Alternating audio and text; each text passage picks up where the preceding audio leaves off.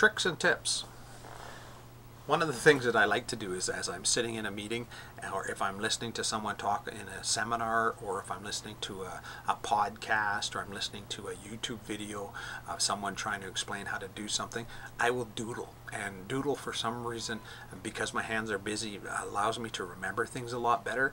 And in class, maybe it's because I've been doing it for so long that even as I sit in a classroom in a lecture format, if people are explaining something, if I doodle, I will remember everything that's going on much better than I will if I sit there and I'm not doodling. Doodling seems to stop me from daydreaming and allows me to focus on that and on what the person is saying. So the nice thing about working on an iPad or working on the computer is that computing power that is built into that, and some of the things that they built into the computer, allows you to do some things that you can't do on a canvas. You can, however, you may not be able to do it as perfectly.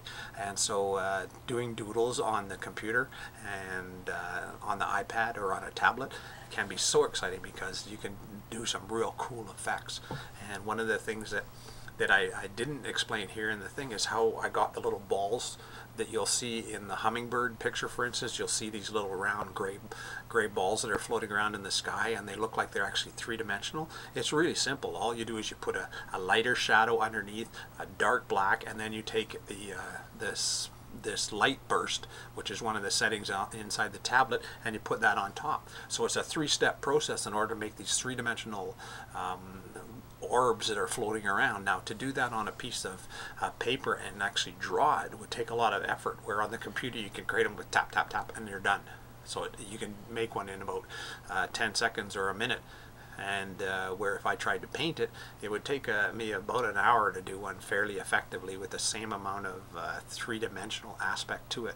And so some of those things, and you'll also know there's floating bubbles, which is just a setting, and you just sort of drag your stylus across the page, and all of a sudden you have these bubbles sitting there inside that hummingbird with the flower picture. So take a look back at those and you'll see what I mean about the computing power and what it can do. Thank you for watching the Drawing Digitally video. Don't forget to comment, suggest, and subscribe.